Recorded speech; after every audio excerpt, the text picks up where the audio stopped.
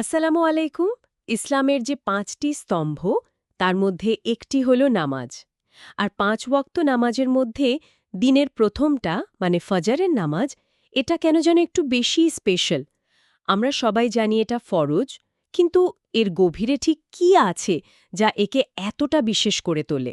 আজকে আমরা এই নিয়ে একটু স্মরণীয় আলোচনা করব। আমাদের আলোচনার ভিত্তি হবে পবিত্র কোরআন, প্রিয় নবী মোহাম্মদ সাল্লাল্লাহু আলহি ওয়াসাল্লামের সুন্নাহ মানে তার জীবনরীতি, আর সাথে কিছু প্রখ্যাত ইসলামী চিন্তাবিদের বিশ্লেষণ। আমাদের উদ্দেশ্যটা হল ফজরের নামাজের মূল ব্যাপারটা বোঝা, এর আধ্যাত্মিক গুরুত্ব, আর একজন বিশ্বাসীর প্রতিদিনকার জীবনে এর প্রভাবটা আসলে কেমন। আচ্ছা, তাহলে শুরু করা যাক। প্রায় শোনা যায় ফজরের নামাজ নাকি দিনের আধ্যাত্মিক নোঙর। এটা কি শুধু একটা কথার কথা, নাকি এর পেছনে সত্যি গভীর কিছু আছে? ওয়ালাইকুম আসসালাম। খুব সুন্দর একটা প্রশ্ন দিয়ে শুরু করলেন। দেখুন, এটা শুধু কথার কথা বা উপমা নয়, এর ভিত্তিটা বেশ গভীর। ফজরের এই যে বিশেষ মর্যাদা, এটা কিন্তু মানুষের দেয়া নয়, এর উৎস সরাসরি কোরআন আর সুন্নাহতে।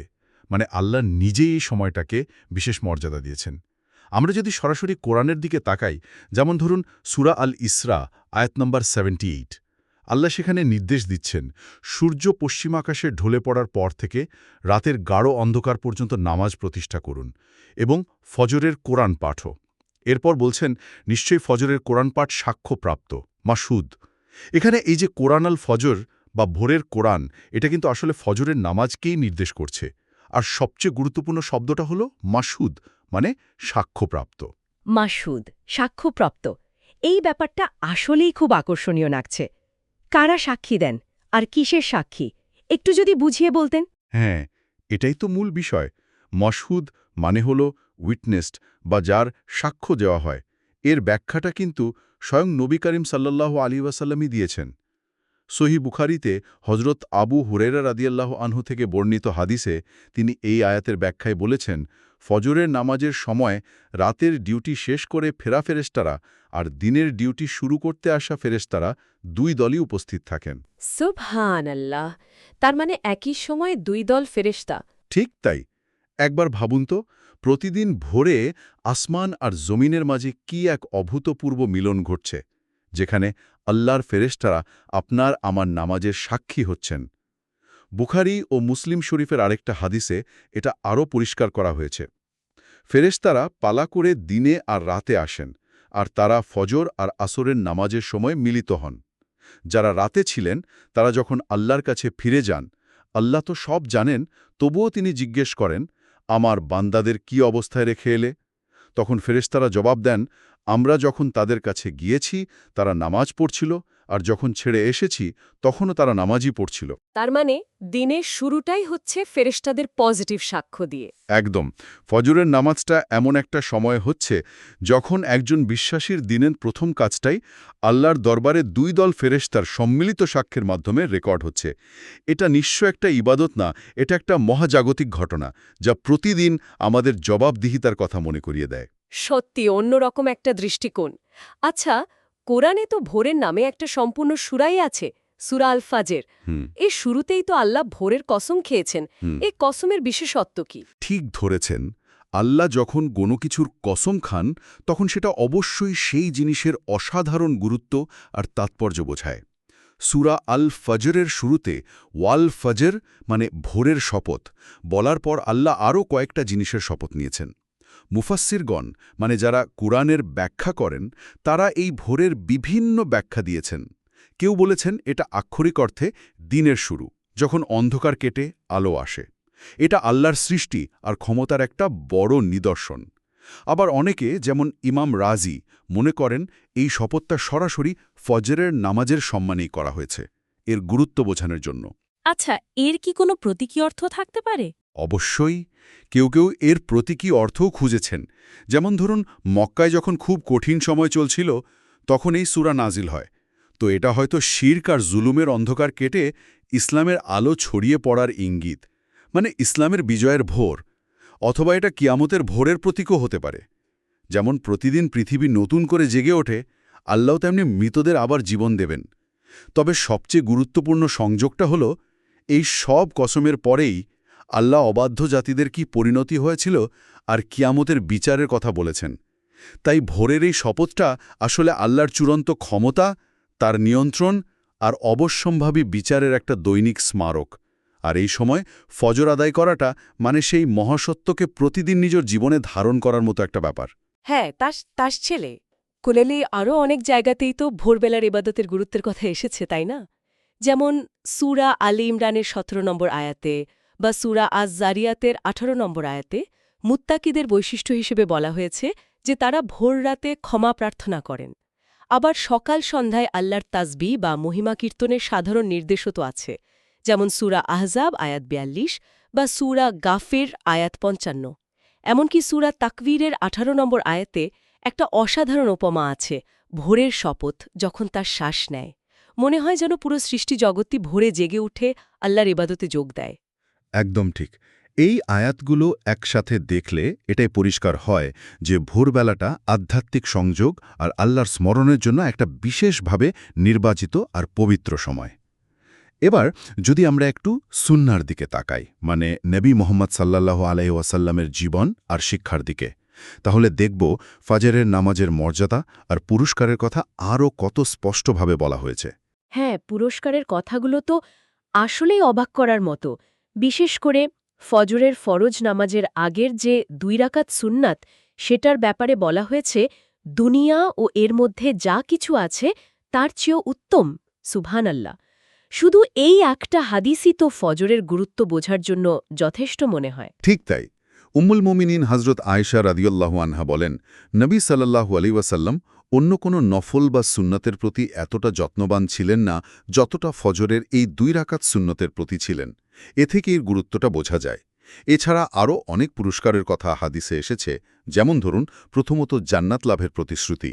নবীজি বলেছেন, যে ব্যক্তি ২টি শীতল সময়ের নামাজ মানে ফজর আর আসর নিয়মিত আদায় করে সে জান্নাতে প্রবেশ করবে। বুখারী ও মুসলিম শরীফে আছে এটা। এই দুটো নামাজকে আল বারেদাইন বা শীতল সময়ের নামাজ বলা হয়। ফজর আর আসর? আচ্ছা। দ্বিতীয়ত জাহান্নাম থেকে মুক্তি। আরেকটা হাদিসে এসেছে, যে ব্যক্তি সূর্যোদয়ের আগের নামাজ ফজর এবং সূর্যাস্তের আগের নামাজ আসর আদায় করবে সে কখনো জাহান্নামে প্রবেশ করবে না। এটা মুসলিম শরীফে আছে। এটাও তো বিরাট আশ্বাসন। অবশ্যই। আর তৃতীয়ত পুরো রাত নামাজের সওয়াব পাওয়ার সুযোগ। হজরত উসমান রাদিয়াল্লাহু আনহুর শুনেছেন রাসূলুল্লাহ সাল্লাল্লাহু আলাইহি সাল্লাম বলেছেন, যে ব্যক্তি ঈশার নামাজ জামায়াতে পড়ল সে যেন অর্ধেক রাত ইবাদত করল, আর যে ফজর নামাজও জামায়াতে পড়ল সে যেন পুরো রাতই ইবাদত করল। এটাও মুসলিম শরীফের হাদিস। এখানে জামায়াতে আদায়ের গুরুত্বটা বিশেষভাবে ফুটে উঠছে। পরকালীন পুরস্কার তো বটেই, এই দুনিয়াতেও তো ফজরের নামাজ এক ধরনের সুরক্ষা দেয়। যেমন একটা ধারণা প্রচলিত আছে আল্লাহর জিম্মা বা নিরাপত্তা চুক্তি। এই বিষয়টা আসলে কি? জিম্মা বা ধিম্মা ধারণাটা খুবই গভীর। সহিহ মুসলিমের হাদিসে হজরত জুন্দুব ইবনে আবদুল্লাহ রাদিয়াল্লাহু আনহু বর্ণনা করেন, নবী সাল্লাল্লাহু আলাইহি ওয়াসাল্লাম বলেছেন, যে ব্যক্তি ফজরের নামাজ পড়ল সে আল্লাহর জিম্মায় অর্থাৎ তার নিরাপত্তা ও দায়িত্বে চলে গেল। ইমাম নববী রহিমাহুল্লাহ এর ব্যাখ্যায় বলেছেন, এর মানে হল সেই ব্যক্তি আল্লাহর পক্ষ থেকে নিরাপত্তা আর সুরক্ষার একটা প্রতিশ্রুতি লাভ করেছে। ইসিলিয়ে হাদিসের পরের অংশে একটা কঠোর হুঁশিয়ারি দেওয়া হয়েছে যে কেউ যেন ফজরের নামাজ আদায়কারী ব্যক্তির কোনো ক্ষতি করার চেষ্টা না করে। তার মানে যে আল্লাহর নিরাপত্তায় আছে তার ক্ষতি করা? হ্যাঁ, তার ক্ষতি করা মানে সরাসরি আল্লাহর সাথেই বিবাদে জড়ানো। এটা দিনের বিপদ আপদ থেকে একরকম আধ্যাত্মিক বর্ম বলা যেতে পারে। এছাড়াও ফজরের নামাজ একজন খাঁটি বিশ্বাসীকে মুনাফিক বা কপট বিশ্বাসী থেকে আলাদা করে দেয়। এটা কিভাবে? নবীজি সাল্লাল্লাহু আলাইহি ওয়াসাল্লাম বলেছেন, মুনাফিকদের জন্য ফজর ও ইশার নামাজের চেয়ে বেশি ভারী আর কোনো নামাজ নেই। এটা বুখারী ও মুসলিম দুটোতেই আছে। কারণটা সহজ। এই দুই সময়ে মানে গভীর রাতে বা খুব ভোরে লোক দেখানোর জন্য ইবাদত করাটা কঠিন। মানুষ সাধারণত ঘুমিয়ে থাকে বা অন্য কাজে ব্যস্ত থাকে।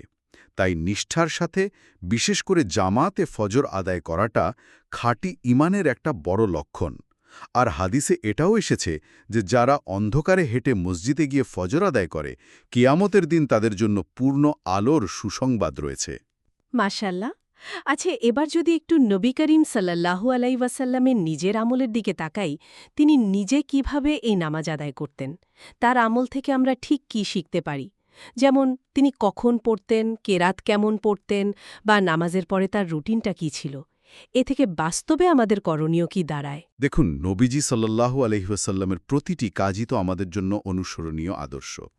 ফজরের ওয়াক্ত শুরু হয় ফজর সাদিক বা প্রকৃত ভোর থেকে, যখন পূর্ব দিগন্তে আলো ছড়িয়ে পড়ে, আর শেষ হয় সূর্যোদয়ের সাথে সাথে। তিনি সাধারণত কিছুটা অন্ধকার থাকতে, যাকে গালাস বলা হয়, সে সময়ে নামাজ শুরু করতেন, যাতে মহিলারাও জামাতে অংশ নিয়ে ভালোভাবে চেনা যাওয়ার আগেই বাড়ি ফিরতে পারেন।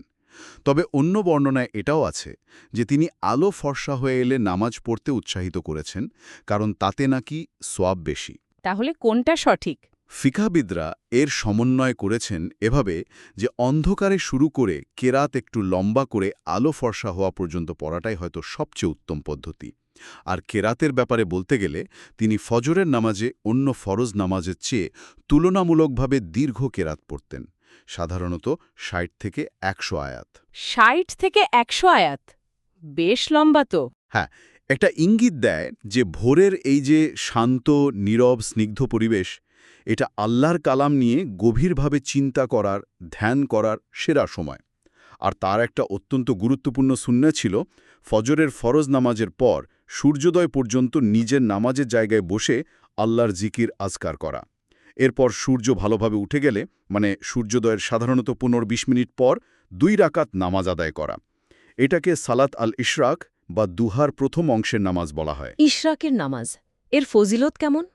এর সওয়াব সম্পর্কে তিনি বলেছেন, যে ব্যক্তি ফজরের নামাজ জামায়াতে পড়ে, তারপর সূর্য ওঠা পর্যন্ত বসে আল্লাহর জিকির করে, এরপর ২ রাকাত নামাজ পড়ে, তার জন্য একটি পূর্ণ হজ ও উমরার সওয়াব লেখা হয়।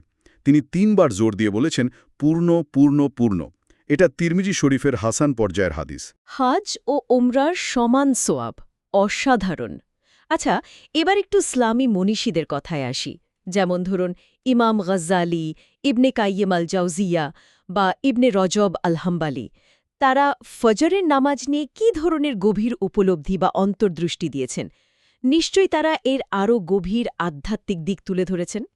হ্যাঁ, এই প্রশ্নটা খুবই গুরুত্বপূর্ণ, কারণ এই মনীষীরা ফজরের নামাজের আত্মিক দিকগুলো নিয়ে খুবই চমৎকার সমালোচনা করেছেন। যেমন ইমাম গজ্জালি তার বিখ্যাত বই এহিয়াউ উলুমুদ্দিনে নামাজকে দেখেছেন অন্তর পরিশুদ্ধ করার আর আল্লাহর সান্নিধ্যে মনোযোগ আনার প্রধান উপায় হিসেবে। ফজর নামাজকে তিনি বিশেষভাবে চিহ্নিত করেছেন মানুষের ভেতরের যে পশু প্রবৃত্তি বা নাফস, তার বিরুদ্ধে একটা বড় আধ্যাত্মিক যুদ্ধ হিসেবে। ভোরের আরামের ঘুম ছেড়ে আল্লাহর ডাকে সাড়া দেওয়া, এটা আসলে শারীরিক চাহিদার উপর আত্মার প্রয়োজনকে গুরুত্ব দেওয়ার একটা বাস্তব প্রমাণ। মানে শুধু নামাজ পড়াই যথেষ্ট নয়? ইমাম গাজ্জালির মতে না, তিনি জোর দিয়েছেন শুধু উঠে নামাজ পড়াই যথেষ্ট নয়, বরং ভোরের এই নিস্তব্ধতাকে কাজে লাগিয়ে পূর্ণ মনোযোগ আর একাগ্রতার সাথে আল্লাহর সাথে সংযোগ স্থাপন করতে হবে। আজানের ওই ডাক, আসসালাতু খাইরুম মিনান নাউম, ঘুমের চেয়ে নামাজ উত্তম, শোনার পর অন্তর থেকে সাড়া দেওয়া উচিত। অন্যদিকে ইবনে কাইয়িম আল জাওজিয়া দেখিয়েছেন কিভাবে ভোরের ইবাদতটা সারাদিনের জন্য আত্মার খোরাক বা শক্তি যোগায়। তিনি তার শিক্ষক শেখুল ইসলাম ইবনে তাইমিয়ার একটা ঘটনা প্রায়ই বলতেন। ইবনে তাইমিয়া ফজর নামাজের পর সূর্যোদয় পর্যন্ত দীর্ঘ সময় ধরে জিকিরে মশগুল থাকতেন। তিনি বলতেন, এটা আমার সকালের নাস্তা, গাদা। এটা যদি আমি না পাই, আমার শক্তি কমে যায়। সকালের নাস্তা? বাহ, দারুণ উপমা তো। হ্যাঁ, উপমাটা একবার ভাবুন। শরীরের যেমন সকালের নাস্তা দরকার শক্তি পাওয়ার জন্য, ঠিক তেমনি আত্মার শক্তি, স্থিরতা, প্রজ্ঞা আর দিনের সব চ্যালেঞ্জ মোকাবেলা করার জন্য ফজরের এই সময়ের এবাদতটা হল অপরিহার্য আধ্যাত্মিক নাস্তা। আর ইবনে রজাব আল হাম্বালির বিশ্লেষণ তো আমাদের আরও গভীরে নিয়ে যায়। তিনি ফজর আর আসরের নামাজের সাথে পরকালের সর্বশ্রেষ্ঠ পুরস্কার মানে জান্নাতে আল্লাহকে স্বচক্ষে দেখা এর একটা গভীর সংযোগ স্থাপন করেছেন। আল্লাহকে দেখা, সেটা কিভাবে? তিনি সেই বিখ্যাত হাদিসটার উল্লেখ করেন যেখানে সাহাবীরা পূর্ণিমা রাতে চাঁদ দেখার পর নবীজি সাল্লাল্লাহু আলাইহি সাল্লাম বলেছিলেন, তোমরা তোমাদের রবকে এমনই স্পষ্টভাবে দেখতে পাবে। আর ঠিক এর পরেই তিনি উৎসাহিত করেছিলেন, যদি তোমরা সূর্যোদয়ের আগের ফজর এবং সূর্যাস্তের আগের আসর নামাজ আদায়ে সক্ষম হও, মানে কোনোভাবে যেন ছুটে না যায়, তবে তাই করো। ইবনে রাজাবের ব্যাখ্যা হল, যেহেতু জান্নাতে সম্ভবত এই সময়গুলোতেই আল্লাহর দিদার বা দর্শন লাভের বিশেষ সুযোগ হবে, তাই দুনিয়াতে এই দুটো নামাজকে সর্বোচ্চ গুরুত্ব দিয়ে আদায় করাটা যেন সেই পরম সৌভাগ্য লাভের এক ধরনের প্রস্তুতি আর যোগ্যতা অর্জন। এই ব্যাখ্যাগুলো তো ফজরের নামাজকে সত্যি অন্য এক উচ্চতায় নিয়ে যায়। আচ্ছা, নামাজের প্রায়োগিক কিছু নিয়মকানুন বা ফিকিহি মাসআলাও তো আছে, যেগুলো ফজরের সাথে সম্পর্কিত।